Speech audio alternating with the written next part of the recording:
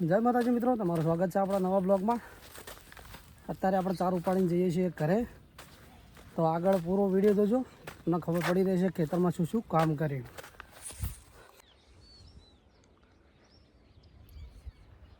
જય માતાજી મિત્રો, તમારું સ્વાગત છે મારા રાયમલ સોલંકી બ્લોગમાં. તો અત્યારે આપણે બ્લોગ ચાલુ કર્યો છે 8 વાગે અને જઈએ છીએ અત્યારે ઘર વાઢવા માટે, કેમ કે વરસાદ થોડો બંધ થઈ ગયો છે અને અત્યારે તડકો કાઢ્યો છે. ઠાર કેવો પડે છે પણ તમને બતાવી નાખું, મારો ઘર કેવો છે એ બતાવી નાખું. તો જોઈ લો, આ છે અમારો રાયડો અને ઠાર જેવો પડે જુઓ. અને સુરત દાદા ઉગી ગયા છે અત્યારે, વાદળ છાયું વાતાવરણ છે. આ સાઈડ છે અમારા એરંડા.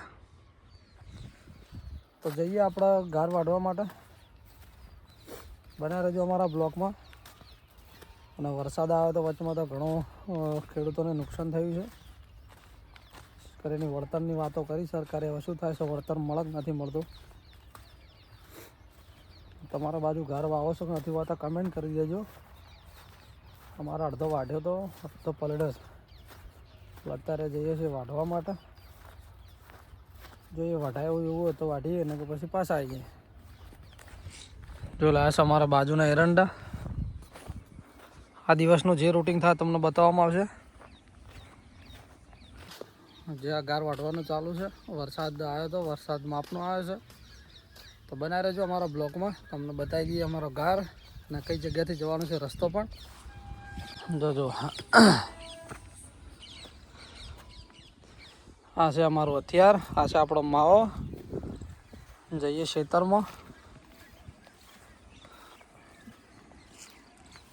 જો વરસાદના કારણે ગાર આવો થઈ ગયો. જુઓ, પત્તા બધા ગરી જાય. જો આવામથી ચાર લેવાની હોય છે અમારા ખેડૂત લોકોને.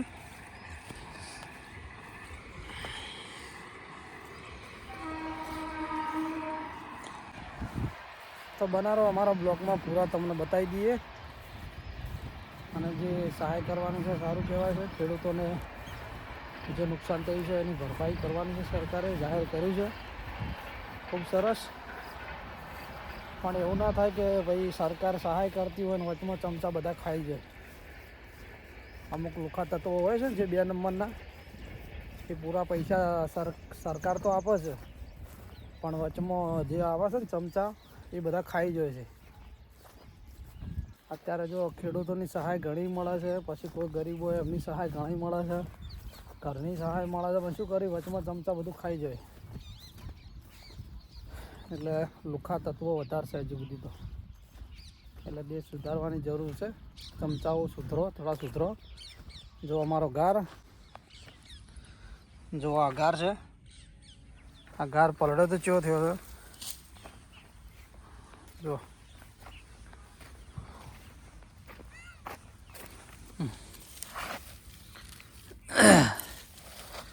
જો આ ખોટું કહેતા ગાર પલળ્યો છે, ઓ થઈ ગયો છે ને.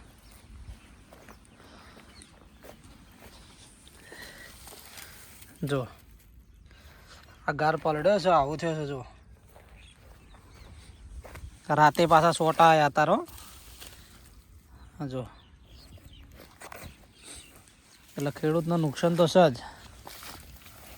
જો જો આ બધા પાથરા માર ફેરવા પડશે, ડબલ ગદ્દા મજૂરી કરવી પડશે. તો તમે બના રહો અમારા બ્લોગમાં. અમે અત્યારે ઘર વાઢીએ. આ પાછળ તમે જોઈ રહ્યા છો ઘર વાઢવાનો છે અત્યારે. જય માતાજી મિત્રો, આપણે હવે ઘર વાઢી રહ્યા છીએ. હવે જઈએ છીએ ઘરે. આપણે તો ખાલી 2 ટાઈમ ચાર લેવા જ આવવાનું છે. ચાર લેવાનો, ઘર વાઢવાનો. જે ઘર વઢાય વાઢવાનો, ચાર થાય એટલે ઘેર જતું રહેવાનું. જુઓ, આ છે આપણો ઘર અને મોય થોડી ચાર ઊભી છે. હવે આટલો ભાગ ઊભો છે. બસ આપણે ઘર વાઢી જઈએ છીએ ને ચાર લઈ જઈએ છીએ એટલે ગાયો ભેંસવાનું થાય. જુઓ, આ છે જોડિયો, આ છે લાઠી બજાર. તો ચલો, આપણો ભારો પડે છે, ભારો છે એકણ જઈએ અને પાછા ઉપાડીને જઈએ ઘેર. આટલા બ્લોગના સ્ટોપ કરી દેવાનો છે. રાયમલ સોલંકી બ્લોગને સબસ્ક્રાઈબ કરી ના હોય તો કરી લેજો. 10 વાગ્યા પણ ગરમી ચીવી પડે. આટલો ઘાસ જો વાઢવાનો. એ અડધો જ છે. પછી પેલા 2 વીઘા પેલો ઊભો. ફરીથી બતાવી દઉં ગારનું નુકસાન. જો સરકાર હું સહાય હાલત જોઈએ હવે.